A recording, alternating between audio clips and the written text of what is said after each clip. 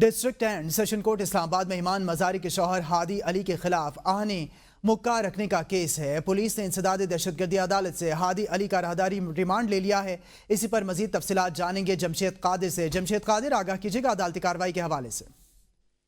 جی بالکل، ایمان مزاری اور ہادی علی چٹھا کو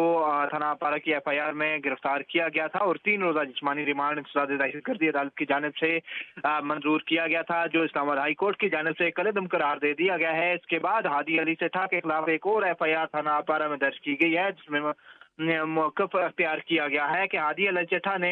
آہنی مکہ اپنی گاڑی میں رکھا اور اسی آہنی مکی سے پولیس اہلکار پر جو ہے وہ حملہ کیا اور پولیس اہلکار کو تشدد کا نشانہ بنایا۔ اس کے ساتھ ساتھ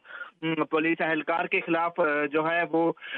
اس کو گالم گلوچ بھی کی اور وہاں پر ماحول خراب کرنے کی کوشش کی۔ ایف آئی آر کے متن کے مطابق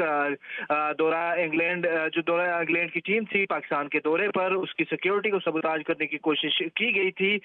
ایمان مزاری اور ہادی علی چٹھا کی جانب سے۔ یہ نئی ایف آئی آر درج کی گئی، جس کے متن میں بتایا کہ ہادی علی چٹھا نے دوران تفتیش جو انسداد دہشت گردی کا مقدمہ تھا، اس کی تفتیش کے دوران جو ہے یہ انکشافات کیے اور انکشافات کی ہی بنیاد پر یہ نیا مقدمہ درج کیا گیا ہے۔ انسداد دہشت گردی عدالت اسلام آباد کی جانب سے راہداری ریمانڈ حاصل کرنے کے بعد پولیس نے جوڈیشل مجسٹریٹ یاسر محمود کے سامنے ہادی علی چٹھا کو پیش کیا اور جوڈیشل کرنے کی استدعا کی، جس کے بعد